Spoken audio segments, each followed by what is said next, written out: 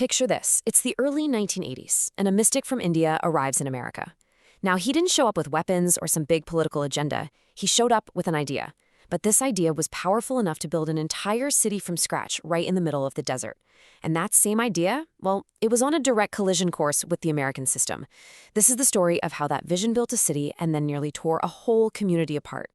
So that's what we're really digging into here. The whole story of Osho in America really comes down to one big, mind-bending question.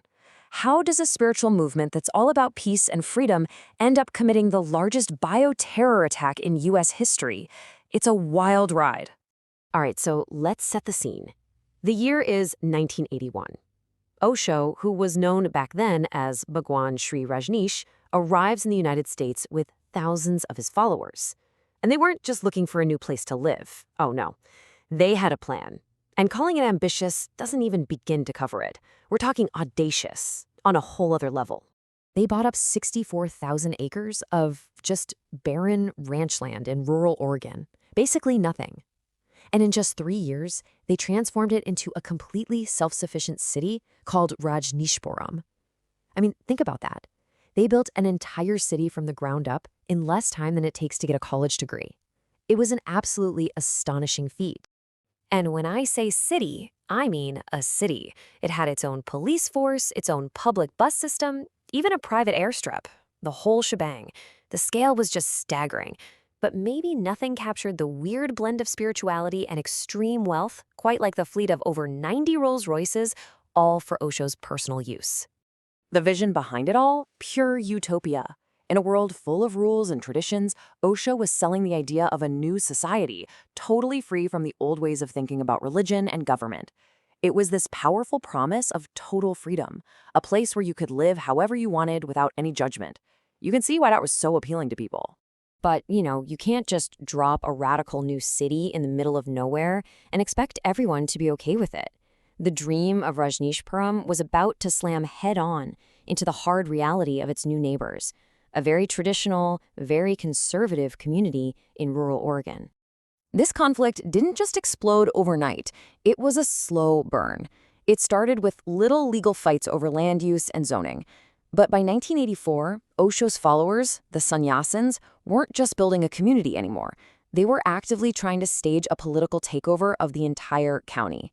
What started as a building permit dispute had turned into an all-out war for power. And this is where you really see two completely different worlds colliding. To Osho's followers, they were just building their new society and exercising their democratic rights. But to the local residents, it felt like a hostile takeover. They felt like their entire culture was under attack. You had two totally different realities fighting for the same piece of dirt. All this political tension was just bubbling under the surface, and it was the perfect setup for a much, much darker turn. The fight for control was about to move from the ballot box into the world of serious, shocking criminal acts. In 1984, trying to grab political power, the leadership at Rajneeshpuram planned and carried out a bioterror attack on the people of a nearby town. And this was the moment everything, absolutely everything, changed. So what did they do? They went to 10 local restaurants and secretly contaminated the salad bars with salmonella bacteria. The goal was sickeningly simple: make enough people too sick to vote in the upcoming election so the commune's own candidates would win. It worked. 751 people got violently ill. This was the first, and to this day, the largest bioterror attack in American history. Bioterrorism, deliberately using germs to hurt civilians, that crosses a fundamental line. This wasn't a political argument anymore. This was an act of pure terrorism. Investigators trace the whole plot back to Osho's powerful second-in-command, a woman named Ma Anand Sheela. Osho himself later threw her and her gang under the bus, claiming he had no idea what was going on, but the government wasn't buying it. While Sheela was charged for the attack, the feds ultimately went after Osho himself, charging him with immigration fraud as the whole organization started to unravel. Once the federal government stepped in, the collapse of Osho's American dream was sudden and absolute, and it left behind a trail of destruction and a legacy of really tough, unanswered questions. It all came crashing down in late 1985. Osho was arrested trying to flee the country on a private jet. He cut a plea deal, paid a massive fine, and was deported.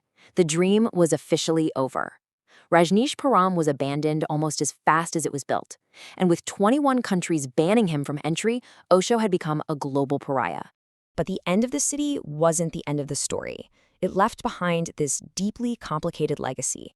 Was this a genuine spiritual experiment that was just misunderstood and maybe sabotaged from the inside? Or was it something way more sinister from the very beginning? So we're left with that huge question. Was Rajneeshpuram a beautiful dream of a perfect society that just failed? Or was it a dangerous cult that finally showed its true ugly colors?